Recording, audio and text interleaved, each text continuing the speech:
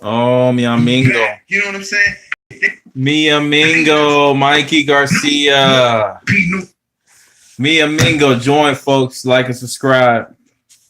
Mi amigo, Mikey Garcia. ¿Qué pasó, mi tiendo? I told you. I told Mikey Garcia. All right. I didn't get any information over earlier today on what the outcome of this fight would be. But 90% of fight, people that are not delusional knew Mikey Garcia had a 10% chance and a lucky punch chance of beating Errol Spence. The weight difference, the speed that he thought he would have an advantage of over Errol was not the case tonight. That didn't happen, buddies. I'm sorry. I like Mikey Garcia. I would have rather him face somebody else at the 140 range, such as a Bud Crawford.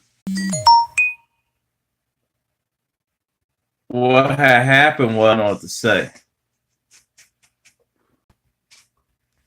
Then the craziest thing that happened, so the fight was dominated probably from the second round on. Errol Spence dominated. He used skill more so than power.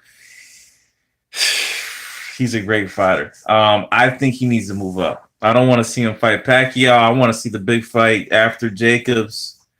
I'd love to see Errol Spence move up and try somebody bigger with Canelo Alvarez. I think that is the target. That is the target. The only issue I have with Errol is his power. It does not manifest itself to being able to translate into higher weight classes. That said, he can win on a point decision, but he's never been really a knockout artist. He gets you off of the stoppage. His relentless motor, his body shots, they wear you down, and eventually you fall off the mat. So you can see my eyes going down. But tonight, poor Mikey, man. Poor Mikey. Que pasó, man. Poor Mikey. They should have stopped the fight earlier. I think there may be some internal damages to him. He's going to take 6-7 months off for this fight. Mikey needs to go back. They're talking about Lomachenko, but I say he doesn't need to go that low. I think Mikey Garcia is too big for Lomachenko. But he will give, a good fit to Bud Crawford. Bud Crawford, I think, would be a great fight for Mikey Garcia. Enables Bud, and I think Bud's going to have the same issue that Mikey Garcia has had with Errol Spence. It's just too big of a weight jump, and I don't know if he can get the weight on there to be able to keep up. But great fight tonight. You can see my eyes are going totally dead. I can't keep up, but it was a great fight. One-sided. Errol Spence won. Where does he go from here? I think he goes Canelo instead of Porter and all the rest of these guys. However, there's so many guys there that if they're in shape would be dangerous. Keith Thurman is one of those guys that can stay on the outside. He has total boxing skills. Thurman versus Spence would be an interesting matchup, but there's going to have to be a build-up. So that's why I say Spence won't move up is because of that. But there's $100 million fight, $150 million fight for next year versus Canelo. There's no doubt in my mind Spence is going to take that fight. So we'll have to see what happens. Spence dominated. He is the best welterweight to me in the division. No one's better than him.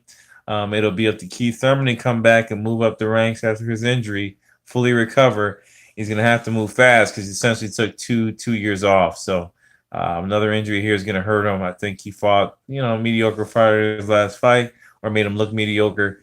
It's going to be tough for Thurman versus Spence. It'll be an interesting match, but we'll see who wins. Length versus Tysonism is what I call it, or time. Everyone's not Tommy Hearns.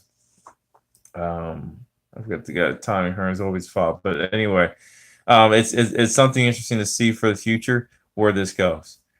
Off for a spurs from sign off. No one's jumping on this chat, so I'm gonna sign off here. I'm out.